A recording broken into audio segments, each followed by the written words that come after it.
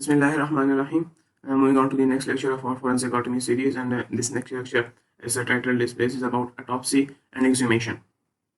Now, what is an autopsy? Autopsy is a general term that can be used for any examination that is done post-mortem. So, it is an examination that occurs post-mortem. Post-mortem means after death. And there are different words used for autopsy, like post-mortem examination and necropsy. While generally speaking, these all mean the same, and they mean that the body is examined after the death. But in more specific terms, in terms of forensic pathology, slight differences might exist. So in general terms, autopsies are performed for two reasons: clinical clarification and for medico-legal purposes. The clinical autopsy is performed in a hospital mortuary after consent for the examination has been taken, and medico-legal autopsy is performed on the behalf of the state. So these were different terms used for autopsy, but autopsy has different types, and the first one that I mentioned is clinical autopsy, and the second one that I mentioned is medico-legal autopsy. And the reason I underline medico-legal autopsy is because that's where the money lies in terms of forensic pathology. That's what you should really be concerned about. Clinical is more about establishing the cause of death, that what was the reason, and the reason is obscure or unknown, and it is done just for the purposes of issuing a medico-legal certificate, or just for medical knowledge, you can say. There is a medico-legal autopsy we will discuss in the coming slides in detail, so I'm leaving this one. But there is another type of autopsy called psychological autopsy.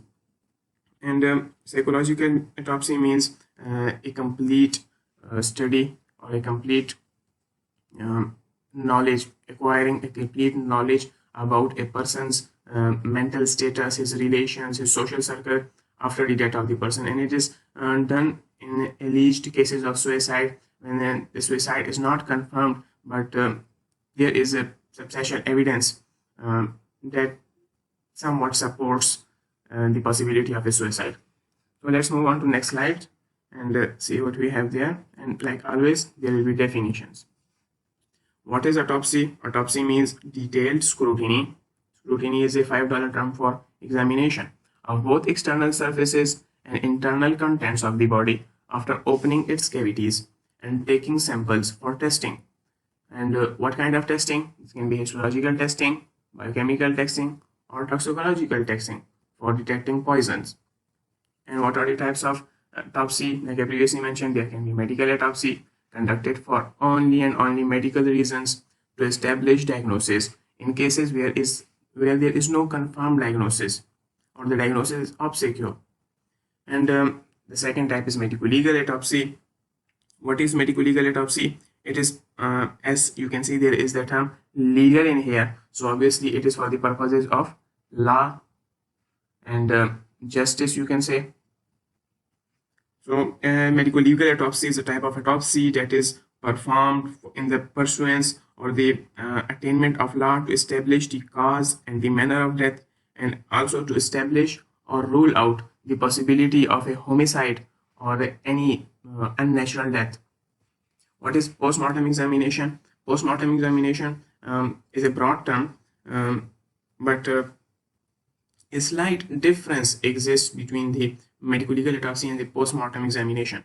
Like if you are a layman, then these both should mean the same to you, and it shouldn't be something to worry about a lot. But in terms of forensic pathology, the slight differences exist, and as a student of medicine, you should know about them. So what is post-mortem examination? It is the examination of the external surface. It is just concerned about the external surface. It is not concerned about opening the body cavities and taking samples. Although I might not be totally correct saying that you are not concerned about taking samples in post-mortem examination, because you can take samples, and sometimes samples are even taken even in PM examination. And why does that happen? Because post-mortem examination Samples can be taken with the help of needles, syringes, etc., samples of bile or samples of blood. But the main difference between the postmortem examination and the autopsy, medical legal autopsy, is the opening of the body cavities, as there is complete prohibition of body cavities opening in postmortem. In postmortem, you do not open body cavities. High yield.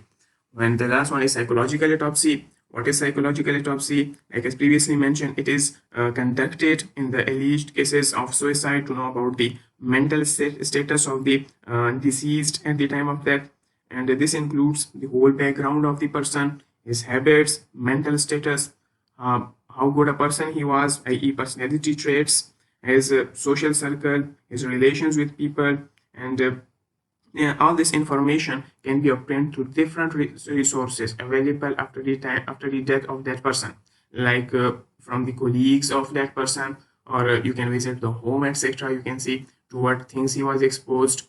So, and this can give you a general overview to help you rule out foul play, to help you establish the cause of death, to help you and designate a certain death, that whether it was due to natural causes or it was due to unnatural causes.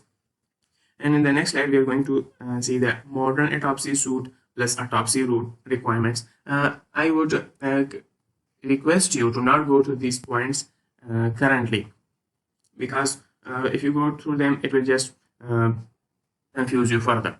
So listen to me first and try not to bite more than you can chew. So standard autopsy suit. Standard means that, what does the name give you? First we will look at first we will look about that. Standard means anything that is up to the mark. Okay, anything that is up to the mark, i.e. anything in which everything is how it should be. Autopsy means autopsy or post-mortem examination or whatever. And suit, what is a suit? Suit is any accommodation where there is a interconnected series of rooms. So it can be a hotel, it can be like a barrack or a boarding school, etc. I don't know, but anything which has interconnected series of rooms, that is called suit. So what is a standard autopsy suit? What does the bell ring to you? Standard autopsy suit means a accommodation that consists of interconnected series of rooms and that is well provided for, i.e. all the requirements of autopsy, all the needs of forensic pathologists and the people who work in mortuary or in an autopsy unit, their needs are well provided for. So it is a series of rooms in which the needs for the people who work at autopsy unit and for the procedures are well provided for. So that's not a much rocket science there, but the principal design of the autopsy suit is that the waiting area should be near the entry, and course entry exit of the autopsy rooms should be wide. You see that there's not much rocket science in there. You can go through them easily. So what kind of requirements are we talking about when we say that standard autopsy suit should provide for? So there should be a mortuary, there must be kitchen, wide parking. You see, there's not much to learn about anyway, you can predict it. Reception, waiting area. Similarly, there'll be police for a room for police, for I don't know, forensic pathologists, etc. But there's not much rocket science in it anyway. So once you go through, it's a little paragraph in any reference book that you are reading or that you follow, and you will do just fine. Just remember the name, standard, up to the mark. Autopsy means postmortem examination and suit means interconnected series of rooms. Now we come to the second topic, which is autopsy room requirements. And what should be present in an autopsy room? Like close your eyes and imagine a perfect autopsy room. I mean, all of you have must have visited mortuary in your third year. So the first thing that you will remember seeing will be refrigeration units.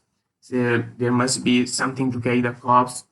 There must be autopsy tables, light right above the autopsy table. There will be instruments, a washing, some of the washing design, to clean the mortuary after every PM examination, and there must be adequate ventilation. So these are different requirements of autopsy room. So first, there's not much rocket science in the mortuary refrigeration unit, but these are not like simple refrigeration units. These are multiple, i.e. One above the other. I don't know, maybe 9-door units or 6-door units, things like that. There is a picture in the next slide. Sorry, this one. This is a refrigeration unit for the mortuary, and it consists of multiple doors, and there is on the outside of the door there is some chit or a piece of paper, a parchment that contains the information about the identity of the dead body. So the autopsy, the important thing that you should remember about the mortuary refrigeration units is its temperature.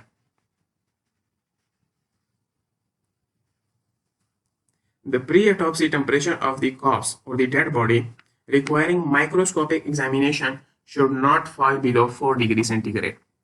When you have to do examinations, i.e. examinations are not yet done, then you must keep the body on temperatures greater than 4 degrees centigrade. Why is that? Because below 4 degree, the water starts behaving anomalously. There is anomalous behavior of water that is observed below the 4 degrees. And we know 70% of human body, last I remember, I think that was an ETMCQ. Well, 70 or 80% of our bodies are made of water. So if our 70% of the body starts behaving anomalously, obviously there will be disruption in the normal physiology and histochemical properties of the body tissues. So you will not be able to take the information required by examining something that is not behaving in its natural way. So if you have to do the examination, you have to keep the body above 4 degrees Celsius. But if the examination is once done and you're not much worried about anyway and you're just keeping it, so I don't know, maybe you're waiting for the relatives to come and fetch the body, or waiting for the medical students to come next year and anatomically dissect the body. But anyway, if you have to store it anyway for no reason, like for no reason of examination, so you can keep it at any temperature, like maybe 0 degrees Celsius or even below, like up to minus 20 degrees Celsius or anything that you like. But high yield to remember, high yield to remember, you have to keep the body at temperatures more than 4 Celsius in mortuary refrigeration units if you haven't done the post-mortem examination, or if you are planning to do so in the future.